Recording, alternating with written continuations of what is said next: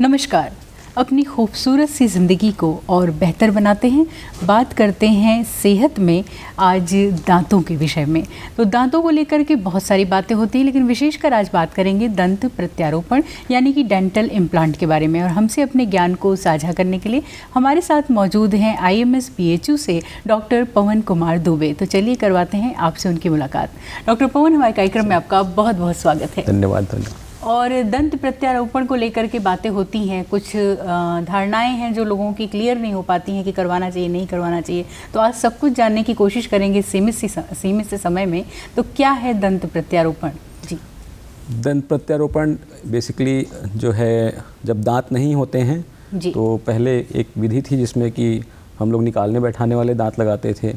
अमूमन आपने देखा होगा, आपके चाहे जो भी पुराने बुज़ुर्ग होंगे या यंग एज पेशेंट्स में भी जो लोग अफोर्ड नहीं कर पाते हैं उनको भी दांत दिया जाता है, नकली दांत दिया जाता है। जब दांत नहीं है तो दांत लगाना है। अब दांत जो पहले समस्या थी कि दांत जो लगाने के देते थे लगा के हम लोग, वो दांत क्योंकि उसको कोई बेस नहीं होता था, उसका बहुत स्ट्रॉन्ग बेस नहीं होता था, तो उसकी वजह से वो दांत निकल जाते थे। वो हमेशा जो मसूड़ा बचा रह जाता था, जिसको कि हम लोग अपनी भाषा में रेसिडुअल रिज बोलते हैं। रेसिडुअल रिज रहती थी, उस पर हम लोग बनाते थे। जो अंदर म्यूकोजा होता है उसके ऊपर, उसके म्यूकोपेरियोस्टियम बोलते हैं, उसके ऊपर हम लोग सपोर्ट लेके बनाते थे। तो उसकी बहुत सी समस्याएं थी क्योंकि उसको कोई मैकेनिकल लॉकिंग नहीं मिलती थी, जिसकी वजह से कि बार बार वो डेंचर निकल जाता था। मेन समस्या होती है कि दांत निकल जाता है। जैसे जिस तरीके से नेचुरल दांत है उस तरीके से हमें आदत पड़ी होती है खाने की, बात करने की, और उसके बारे में सोचना बहुत नहीं होता है। लेकिन जब दांत निकल जाते हैं तो उसमें बहुत सी ऐसी चीज़ें हो जाती हैं, बहुत से चेंजेस आ जाते हैं। फेस की हाइट घट जाती है, फेस में बहुत से रिंकल्स पड़ते हैं, तो उसकी वजह से अंदर धंसा हुआ चेहरा लगता है।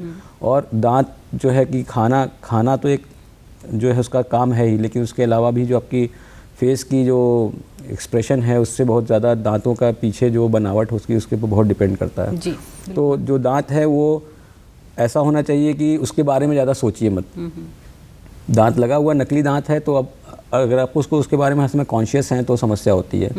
तो न्यूरोमस्कुलर कंट्रोल एक बड़ी समस्या होती है, जिसमें कि जब दांत नहीं होते हैं और नकली दांत लगाए जाते हैं। तो इस तरीके की सिचुएशन में इम्प्लांट्स जो है कि वहाँ पर दांत नहीं है तो उस जगह पे हम एक दांत जैसी चीज़ जो कि इम्प्लांट बोला जाता है, फिक्सचर होता है, उसको लगा के सर्जरी करके और एक ऐसा सपोर्ट हम क्रिएट करते हैं जिस पे कि डेंचर बैठाते हैं। तो वो डेंचर जब टिकता है उस पर, बैठता है उस पर, तो उसको एक सपोर्ट रहता है जिसकी वजह से कि मरीज़ आराम से खा पी सकता है, बातचीत कर सकता है, और जो उसकी लुक होते हैं वो भी अच्छी हो जाती है उसकी।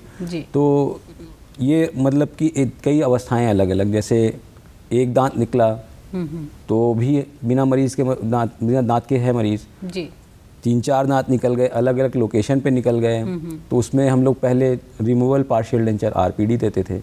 अब कोशिश करते हैं कि जहाँ तक पॉसिबल हो वहाँ पर हम लोग उसमें फिक्स दांत दें। फिक्स दांत जो होते हैं वो पहले जो लगते थे या अभी भी लगते ही हैं, क्योंकि जो दांत बचे हुए हैं उनको हम पिलर्स की तरह यूज़ करते हैं और उसके सपोर्ट पे दांत लगाते हैं। लेकिन उसकी जो सबसे बड़ी डिमेरिट है उसमें दांतों को घिसना पड़ता है। तो दांतों को घिस के और फिर उसके बाद दांत लगा रहे हैं, तो ये चीज़ जो है हम लोग अच्छे दांत हैं वो भी खराब वो खराब होते हैं। खराब तो नहीं होते हैं, अगर सही तरीके से काम किया जाए तो खराब नहीं होते हैं। बहुत लंबे टाइम से ये प्रक्रिया चली आ रही है, लेकिन क्यों खराब करना है? तो अब अगर जहाँ दांत नहीं है वहाँ दांत लगा दीजिए, सीधी सी बात। तो वो क्यों नहीं हो पाता था? क्योंकि बोन की फिजियोलॉजी, अंदर कैसा स्ट्रक्चर है, इम्प्लांट्स जो लगना शुरू हुए तो उनके सक्सेस रेट के बारे में बहुत से डाउट थे। लेकिन अब बहुत आगे साइंस बढ़ चुकी, तो अगर कोई पेशेंट है जिसके कि 1 दांत 2 दांत नहीं है तो भी इम्प्लांट लगाना है, ज़्यादा दांत नहीं है तो भी हम कोशिश करते हैं कि इम्प्लांट लगाएं, और अगर पूरे दांत नहीं है तब तो फिर भाई इम्प्लांट सपोर्टेड डेंचर्स हैं ही। तो इसलिए, लेकिन उसमें बहुत सी चीज़ें ऐसी हैं कि बोन आपकी कैसी है, बोन की क्वालिटी कैसी है, आपकी जनरल हेल्थ कैसी है, क्योंकि उसमें जब सर्जरी होती है तो सर्जरी के जितने पैरामीटर्स हैं उनको सबको देखना पड़ता है। ये ठीक ठाक सर्जरी जैसी होती है, क्योंकि इसमें भाई एनेस्थीसिया देते हैं, एनेस्थीसिया देने के बाद उसमें कट लगता है, ब्लीडिंग होती है, तो सारे ब्लीडिंग ज़्यादा देर तक ना हो, ब्लीडिंग कंट्रोल करने के लिए हमारे पास सारी चीज़ें होनी चाहिए। उसके अलावा कई ऐसी चीज़ें होती हैं जो सर्जरी के दौरान कभी कभी समस्या उत्पन्न हो सकती है, तो उसको हमारे पास सारा मेजर्स होना चाहिए। तो उसके अलावा मेडिकल कंडीशन पेशेंट की पहले हम असेस कर लेते हैं, सारे टेस्ट करवा के जो सर्जरी के दौरान पहले कोई भी सर्जरी होती करते हैं, चाहे वो वायरल मार्कर्स हों, चाहे वो ब्लड का पैरामीटर हो, तो वो सारी चीज़ें करने के बाद तो ये सारी चीज़ें इम्प्लांट्स के साथ में, सर्जरी के साथ में एक लिमिटेशन कहिए या फिर मतलब उसको ये आप कह सकते हैं कि नहीं उसके बिना नहीं हो सकता है। बिल्कुल। और जो तो ऐसी स्थिति में जो है ये किसी भी उम्र में ये प्रक्रिया अगर दांत खराब हो रहे हैं तो अपनाई जा सकती है या इसके लिए भी कुछ विशेष उम्र का जिक्र करना चाहेंगे आप? देखिए, जब बच्चा बड़ा होता रहता है तो हमारा जो साइनस होता है वो साइनस पूरा डेवलप नहीं हुआ होता है जी। तो उसके लिए साइनस निमेटाइजेशन जो होता है वो हमको सबसे पहले, अगर कोई यंग एज पेशेंट है, जैसे एकदम यंग एज हो गया, कैटेगराइज करेंगे, जैसे पीडियाट्रिक पेशेंट्स में तो हम नहीं लगाएंगे, लेकिन उसमें मिनी इम्प्लांट्स होते हैं। अगर ऐसी कोई सिचुएशन है जहाँ पर कि लगाना है इम्प्लांट तो उसमें मिनी इम्प्लांट्स लगाया जा सकता है, लेकिन वो it is not long term, it is not long term, ठीक है। वो फॉर द टाइम बिंग कुछ और सिचुएशंस हैं जहाँ पर कि कुछ भी नहीं है तो लगा सकते हैं, लेकिन जब तक वो साइनस पूरा फॉर्मेशन नहीं हो जाता, निमेटाइज नहीं हो जाता साइनस, तब तक हम इम्प्लांट्स की सर्जरी बच्चों में तो अवॉइड करते हैं। लेकिन जैसे ग्रोथ फेज़ पूरा हो गया है, ग्रोथ स्पर्ट्स चारों ख़त्म हो चुके हैं 21-22 साल के बाद, उस तरीके की स्थिति में हम वहाँ पर इम्प्लांट लगा सकते हैं। लेकिन ये ध्यान रखना होगा कि अगर जैसे यंग एज पेशेंट हैं तो उसमें सबसे अच्छी बात यह है कि उनकी मेडिकल की जो सिचुएशन है वो अच्छी ठीक ठाक होगी, उसमें इतनी कॉम्प्रोमाइज़ सिचुएशन नहीं होगी। प्लस उसमें एक दांत निकल गया, 2 दांत निकल गया, तो हम अगर इम्प्लांट लगाते हैं तो लंबे टाइम तक चलेगा, किसी और दांत का सहारा नहीं लेना है, तो वो दांत जैसे इंटैक्ट हैं, जो नेचुरल दांत हैं वो कंजर्व्ड हैं।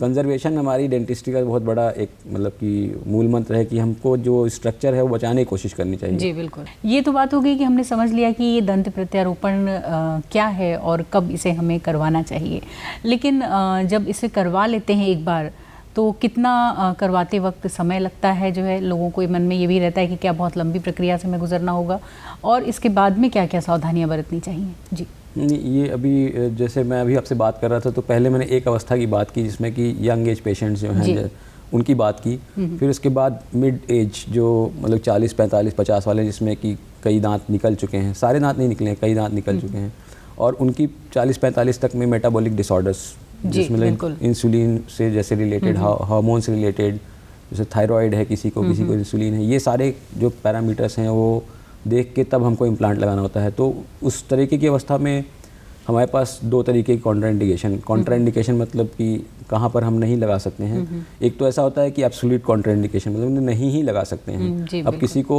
बहुत ज़्यादा हाइपरटेंशन है, किसी को बहुत सीवियर डायबिटीज़ है, स्मोकर्स हैं जो कि नॉर्मली स्मोकर्स में एकदम ही हम लोग नहीं अलाउ करते हैं जी। तो इस तरीके की सिचुएशन है तो वो क्या है, एब्सोल्यूट कॉन्ट्राइंडिकेशन है। अब दूसरी सिचुएशन ये है कि डायबिटिक हैं लेकिन उनका डायबिटीज़ कंट्रोल है, उनका जो ग्लाइकोसिलेटेड हीमोग्लोबिन है HbA1c जो होता है वो अगर कंट्रोल्ड है तो उस तरीके की सिचुएशन में हम उन लगा सकते हैं उसमें। मेडिकल पैरामीटर्स का मतलब ये है कि अगर कंट्रोल पैरामीटर्स हैं, भले ही डिजीज्ड है तो भी हम लगा सकते हैं। और एक तो लास्ट वाली सिचुएशन होगी जहाँ पर कि कोई दांत नहीं है, ओल्ड एज पेशेंट है, 60 साल के ऊपर, जेरियाट्रिक पेशेंट की बात करते हैं। जेरियाट्रिक अभी आजकल हमारे IMS में एक मोदी जी ने बहुत बड़ा हमें सौगात दी है पूरा जेरियाट्रिक केयर के लिए अलग से। तो उसमें भी जो है डेंटल का भी एक विंग है, तो उसमें जैसे इम्प्लांट लगाने की बात अगर हम करेंगे कभी भी तो वहाँ पर भी हमें देखना पड़ेगा कि इस पेशेंट में कि उसकी एनाटमी मतलब कि संरचना जो वहाँ पर है क्या बची रह गई है, ऊपर का साइनस कितना बचा रह गया है, नीचे की हड्डी कितनी बची रह गई है। तो उसमें अब नॉर्मल डेंटल इम्प्लांट्स से आगे भी बात बढ़ गई कि जहाँ पर साइनस को बाईपास करके हम टेरिगॉइड इम्प्लांट्स लगाते हैं। टेरिगॉइड इम्प्लांट्स में साइनस का कोई वो नहीं रहता है, लेकिन उसके जुड़े हुए और चीज़ें हैं जैसे कि आँख के नीचे ऑर्बिटल फ्लोर है, तो वहाँ पर सर्जरी बहुत ही सधी हुई सर्जरी होनी चाहिए।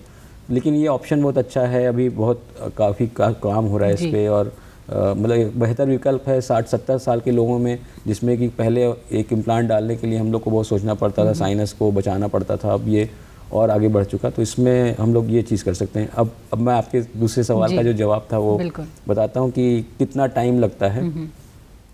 देखिए, प्लानिंग करने में टाइम अलग लगता है और सर्जरी करने में टाइम अलग लगता है। प्लानिंग करने में आज आप मेरे पास आए तो आपको मैंने ऑप्शन दिया, अब उसके बाद उसका क्योंकि CT स्कैन हमें करवाना पड़ता है कि हड्डी कितनी मोटी है। जैसे फ़ोटो आप देखते हैं, अगर मुझे कोई स्क्रीन पे देख रहा है तो मेरा 2D इमेज ही देख पा रहा है। अब मैं कितना इधर पीछे कितनी ये चेयर गई हुई है ये चीज़ नहीं पता रहती है। तो इसी तरीके से इम्प्लांट एक हड्डी में हमें वहाँ पर लगाना, प्रत्यारोपण करना है, तो वो हड्डी कितनी मोटी है जी, तो वो हड्डी जितनी मोटी है उसके हिसाब से इम्प्लांट साइज डिसाइड करते हैं हम लोग। तो CT स्कैन करवाना है, पहले CT स्कैन होगा, फिर सारे जो ब्लड टेस्ट हैं वो होंगे। सब चीज़ें अगर सही हैं तब तो कोई बात नहीं, तो अगले दिन ही सर्जरी कर सकते हैं जैसे रिपोर्ट्स आएंगी जी। सर्जरी करके मान लीजिए सर्जरी वाले दिन आपको एक इम्प्लांट लगाना है तो एक इम्प्लांट में आधे घंटे से 1 घंटे लगता है सर्जरी प्रोटोकॉल, 1 घंटा मान के चलिए। फिर उसके बाद आपको जब सर्जरी हो गई तो हमने उसमें इम्प्लांट को लगा के उस पर टाँका लगा के छोड़ देते हैं। एक ऐसी चीज़ होती है जिंजाइवल हीलिंग कैप, जो कि उस जगह पे जहाँ इम्प्लांट है उस जगह पे उसके अगल बगल मसूड़े को वो मेंटेन करे, उसका टेक्सचर, उसका कंटूर मेंटेन करे, क्योंकि बाद में फिर जब इम्प्लांट सेट हो जाएगा फिर बाद में निकालेंगे तो उस समय उस टिश्यू को हमको फिर से अलग से शेप देने के लिए समस्या होती है। तो इसलिए जिंजाइवल हीलिंग कैप लगती है, छोड़ देते हैं मरीज़ को। मान के चलिए 4 से 6 महीने के बीच में वो इम्प्लांट हड्डी के साथ जुड़ जाता है। अब उसको 4 से 6 महीने के बाद बुलाएंगे और फिर उसके बाद हम एक्सरे करके देखते हैं कि क्या उसके अगल बगल हड्डी बन गई है, सब कुछ ठीक ठाक है। अगर सब कुछ ठीक ठाक है तो हम prosthetic phase, second stage surgery और प्रोस्थेटिक फेज बोलते हैं। वहाँ पर वापस से हम फिर उस जगह को खोलते हैं और वहाँ पर अबटमेंट होता है इम्प्लांट का जी, जो कि जैसे उसका इम्प्लांट तो हड्डी के अंदर है और इम्प्लांट लग गया, लेकिन अब जब तक उस पर दांत नहीं लगेगा तब तक तो हमारे किसी काम का नहीं है। तो उसको लगाने के लिए एक पोस्ट होता है, जैसे पोस्ट जैसी चीज़ होती है, उसको हम अबटमेंट बोलते हैं, इम्प्लांट अबटमेंट बोलते हैं। वो प्रोस्थेटिक फेज में उसका लगाया जाता है, फिर इम्प्रेशन लेते हैं उसका, फिर उसके बाद वो जाता है लैब में बनने के लिए, बन के आता है, लगा देते हैं। तो प्रोस्थेटिक फेज में बहुत ज़्यादा इन्वेसिव प्रोसीजर नहीं होता है जी, उसमें कोई बहुत सर्जरी वाला काम नहीं होता है, लेकिन जो है कि अगर पहले से इम्प्लांट उस डायरेक्शन में लगा हुआ है तब तो आपका जो दांत लगेगा उस डायरेक्शन में सही लगेगा। इसीलिए हम लोग हमेशा प्रोस्थेटिकली ड्रिवन इम्प्लांट्स की बात करते हैं जी। पहले ही हम जो है स्टेंट्स बनाते हैं, जब कोई पेशेंट मरीज़ प्लानिंग करते हैं तो उस समय हम CT स्कैन कराने के बाद उसका एक नाप लेते हैं मरीज़ के मुंह का, जिसका कि साँचा बनाते हैं। उसमें हम एक पहले से ही एक गाइड बनाते हैं जो कि बताता है कि किस डायरेक्शन में हमको इम्प्लांट प्लेस करना है, क्योंकि इम्प्लांट तो लगा देंगे लेकिन बाद में उस जगह पे दांत लगना है तो किस डायरेक्शन में दांत लगेगा ये पहले से प्रोजेक्ट करना पड़ता है। तो इसलिए बहुत बहुत धन्यवाद आपको देना चाहेंगे, समय इजाज़त नहीं दे रहा कि आगे अपनी चर्चा को हम जारी रख पाएँ, और उम्मीद करते हैं अपने दर्शकों से कि जो जानकारी हमारे माध्यम से आप तक पहुंचाई जाती है इसे आप अपने तक सीमित न रखिए बल्कि और लोगों तक भी पहुंचाइए। तो इसी उम्मीद के साथ कि एक बार फिर होगी आपसे मुलाकात, दीजिए इजाज़त, नमस्कार।